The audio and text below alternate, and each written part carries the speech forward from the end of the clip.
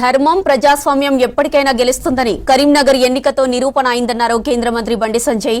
తమకు మేయర్ రాకుండా కాంగ్రెస్ కుట్రలు చేసిందని, అధికార దుర్వినియోగానికి పాల్పడిందని చెప్పారు.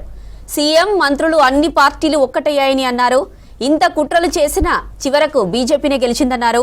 కరీంనగర్ ప్రజలు లేటైనా లేటెస్ట్ విజయాన్ని ఇచ్చారని, కాంగ్రెస్ మొదలుపెట్టిన ఆటలో తాము గెలిచి చూపించామని అన్నారు. ఇక కరీంనగర్లో సంబరాల్లో పాల్గొన్నారు కేంద్ర మంత్రి బండి సంజయ్. ఇక ఎన్నికల వరకే రాజకీయాలని, ఇప్పుడు కరీంనగర్ అభివృద్ధికి అన్ని పార్టీలు కలిసి పనిచేద్దామని చెప్పారు. భారతీయ జనతా పార్టీ అభ్యర్థులను ఎన్నుకోవడం జరిగింది. ముందుగా మేయర్గా ఎన్నికైనటువంటి కొల్లగాని శ్రీనివాస్ గారికి, డిప్యూటీ మేయర్గా ఎన్నికైనటువంటి పెద్దలు యాదగిరి సునీలరావు గారికి హృదయపూర్వక శుభాకాంక్షలు తెలియజేస్తూ, కరీంనగర్ గడ్డ మీద ప్రజల ఆశీస్సులతో కాషాయ జెండాను ఈ కార్పొరేషన్ మీద ఎగిరేయాలనే కళ ఈరోజు నెరవేరింది.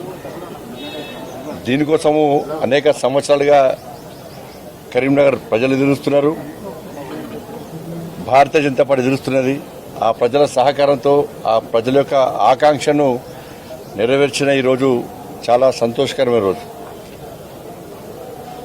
ఇంతకుముందు మీరు చెప్పినట్టు నిన్న పక్క దేశంతో క్రికెట్ మ్యాచ్లో భారత్ గెలిచింది. ఈరోజు పక్క పార్టీలతో యుద్ధంలో కరీంనగర్లో ఆడిన కబడ్డీ ఆటలో మేయర్ కప్ను భారతీయ జనతా పార్టీ గెలిచింది.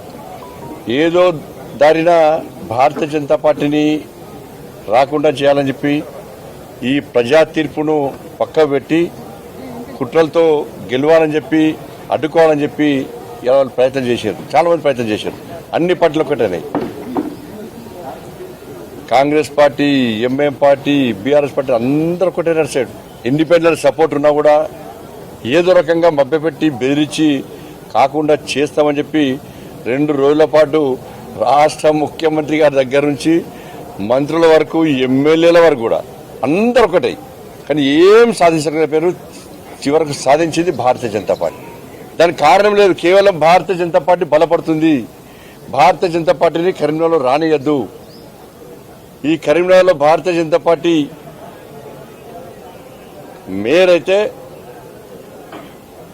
రాబోయే రోజుల్లో తెలంగాణ రాష్ట్రంలో భారతీయ జనతా పార్టీ ప్రభుత్వం ఏర్పడడానికి ఒక సెంటర్ కాబోతుందని చెప్పి, కరీంనగర్లో ప్రభుత్వం ఏర్పడాలన్నా ఇక్కడి నుంచే, ప్రభుత్వం పోవాలన్నా ఇక్కడి నుంచే గతంలో జరిగిన సంఘటనలు గుర్తుంచుకునే భారతీయ జనతా పార్టీ ఇక్కడ విజయం సాధించింది. కాబట్టి నెక్స్ట్ ఇది తెలంగాణ రాష్ట్రంలో భారతీయ జనతా ప్రభుత్వం ఏర్పడక పునాది అవుతుందని చెప్పి అలా భయపడే వీళ్ళందరూ ధైర్యంగా ఎన్నికల్లో అడ్డుకోలేక,